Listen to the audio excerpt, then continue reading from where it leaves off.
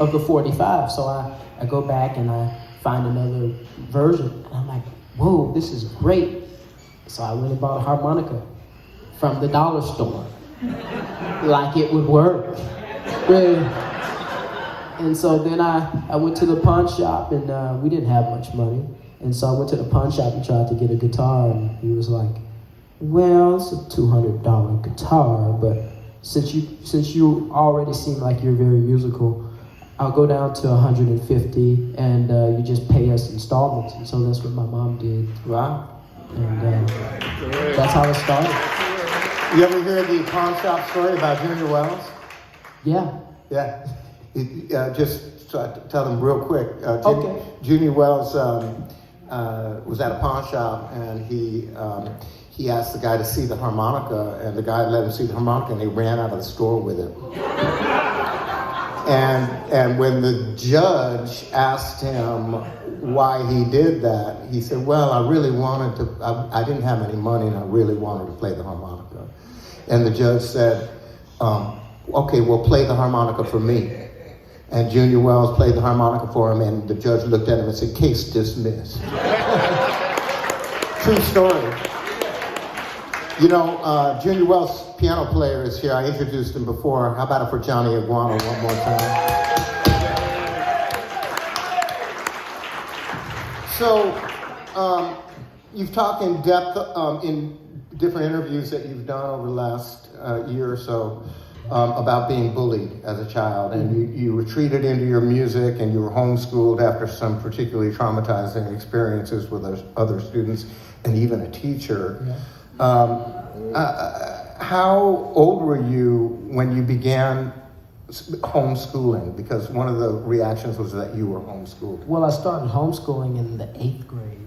Okay. But I was bullied in the 3rd grade by 9th graders. So 8th grade. One of the stories, man. Which one? Well, Tell that story, man. okay, so one day I was a new kid in town, so it was my first day of school. I go into the school, you know, some kids are nice, some kids aren't so nice. They see what you got on, then they're like, okay. And so they started picking at me, and it was nothing, I ignored it. So the next day I come in, and these 3 big guys who are I think they're in the 4th grade, but they're supposed to be in the 8th or 9th. Smart guys. So they're really smart. They were very intelligent.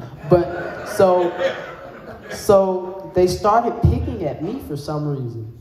And so one day we were at PE, physical education, for those of you who don't know PE is. I'm sure everybody knows PE is, you know. But if you don't now, you know. And so we were at PE, and so we were playing football, and they started chasing me. And I'm like, why are these guys chasing me? I didn't have a ball. And so eventually one of them pushed me, and so I got up. And so then one of them started to kick me. So I got up again, I pushed him, and I ran to the coach. I'm like, can you help me? He's like, no, I ain't gonna help you. You get what you get, something like that.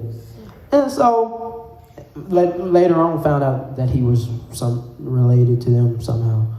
And so the next day, after I got jumped and I went to the hospital and we did a police report, the next day or a few days after, went back to school, was fine. I went out for PE again.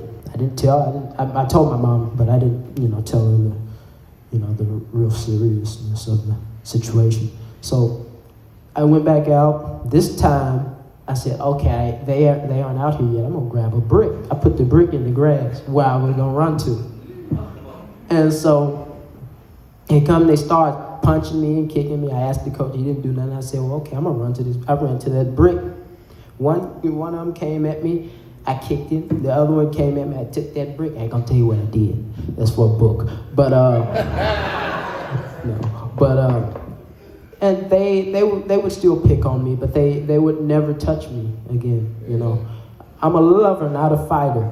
So I didn't like to, but you know, it was Well, you got to protect yourself. And then there was a thing about show and tell, too. Oh, yeah. I had a Jimmy Reed 78, high and lonesome, which is worth about $700, $600 now. the first issue, the first person. So 78, right? 78, yeah. Mm-hmm. And so I went to school for show and tell. I had already found out they had the 78 player in the gym. I said, I'm gonna take my Jimmy Reed record. So I took it. And my grandfather gave me this record. He passed like 2 years before we moved.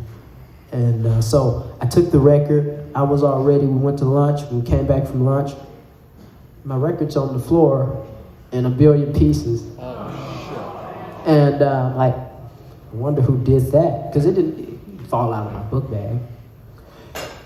And so later on, we found out it was like, we ain't gonna put our hands on you, but if you got something we want or that we don't like, we gon', you know. So that is kind of my cue to leave about it. So I'm sorry you went through that, man. But if that's what it took to get what we just experienced, then I guess there's a silver lining there somewhere. But you shouldn't have to go through that. And so you were yeah. Hurt people, hurt people. Hurt people, hurt people. He's got a beautiful tune called "Hurt People, Hurt People." We'll have him do it. So you were 14 when the COVID lockdown was implemented. Is that when you started homeschooling then? No, I started 8th grade? How old is that? It's been a long time. It's been a long time. Oh, yeah. But it was about 13, 14, give or take, all right. whatever. So it was in the same period of time, basically. And you gonna continue your education? Oh, of course. You are. So you're gonna head to college. Planning on FIS. Okay. All right. So you're an avid collector of vinyl and shellac, as your story indicated, from a very young age. How did you start woodshedding? We say woodshedding, we're talking about practicing at home by yourself. Well, so you get into woodshed. When did you begin your woodshedding, and was it listening to music like on YouTube or other streaming platforms, or were you listening to CDs? I always listen to the CDs and the CDs. vinyl. Okay. And I started with that Jimmy Reed song, "You Don't Have to Go." So it was interesting because I had that toy harp, but I learned some of it. It was a different key, but it was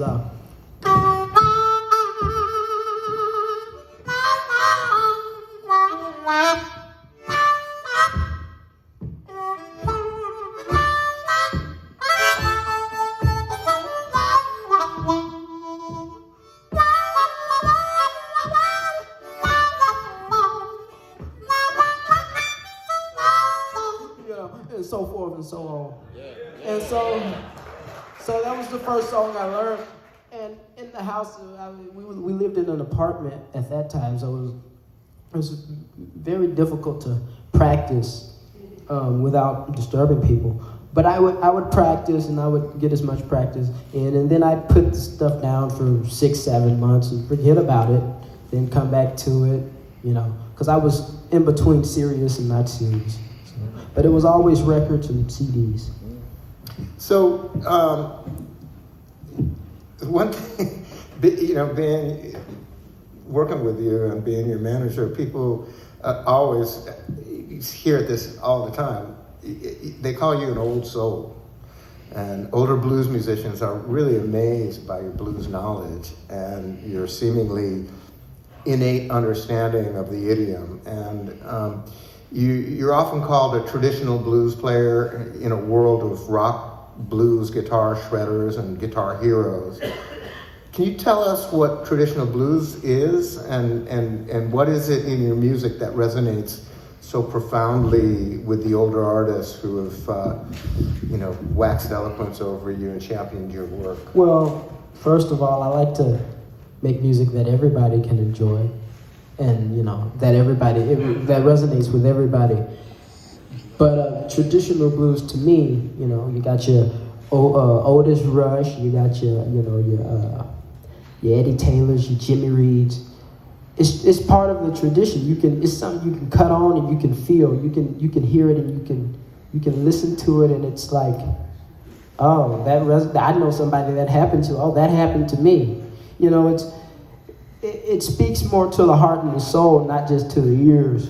And you got your guys like R.B. Stidham and guys like that who weren't the greatest players, but you felt what they were doing. It's not always about being the greatest. You know, it's what you can feel and what you can make others feel. And so that's what the traditional blues is to me. What the other question I forgot? It's about a story. It's about the story. It's about the story, right? Yeah. No, that's great. I know you're going to have to say Billy because he's here, you know. Yeah, and but Billy, who are your favorite harp players these days? Past, present, or living? Well, past, present, or... You got to keep playing, man. Don't punch yourself in the middle. It'd be all right. I played with harps with a couple of places. First of all, Billy Branch. That was the first harmonica player I heard. Would have never thought that I'd get the chance to meet him. First harmonica player I heard was Billy Branch, and it was on that CD, that first CD. The first song I learned, of course, was Jimmy Reed, but the first harp player. The song was "If You Let Me Love You." We did that song. And Billy, of course, Sonny Terry, harmonica Fats, Louis Myers, Little Walter, Big Walter, Sonny Boy number 1, some of Sonny Boy Sonny Boy number 2, Rice Miller.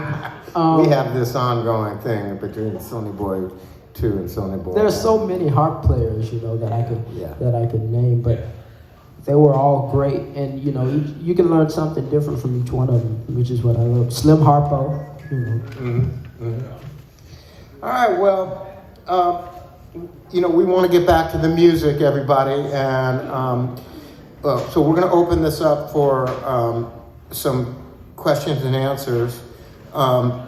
Just one quick question. I know there's a Chicago connection in your background. Your mom was actually born here. January 13th of last year, when you came to the Logan Center, was the first time she had been back from down south in like 30 years or something. More than that. More than that. Thank you for trying. Yeah, so it was sort of the Great Migration in reverse. They came up here, and then she moved back down south, and that was your very first time in Chicago. What is your connection? Well, there's not much of a connection, but my cousin was a saxophone player, Lawrence Fields. Lawrence Fields was a great saxophone player who I actually got to play with for a few years with the Gloria Hardiman Band. Nice. So her parents lived in Chicago, or for a small amount of 5 or 6 years, Okay. and then her mom moved back to the south. Yeah. So there is, you got some Chicago roots. Oh yeah. So he's a Mississippi-born bluesman with Chicago roots. I don't think it gets any bluesier than that. So we're going to open things up. I don't have a wireless mic to walk around with or anything. We'll get all this stuff together as this series progresses, and we can get some more support and some more organization going here. But first of all, we'd like to thank the Ramova Theater for having us here. And for their impulse and real, strong desire to represent blues as one of the most important exports in Chicago culture, and one of the most important edifices of Chicago culture and world culture. I mean, it is something that has changed the world in a very profound way, every single corner of it. And so it's highly under-supported in this town, and we applaud the Ramova for wanting to, and giving us a space to do this. And how about it? All right. All right, so do we have any questions? And yes? I have a question for you, Rell. Sure. So I've heard another young blues artist, Kingfish, say that peers would say, why do you want to go back to that difficult time in history? So much of the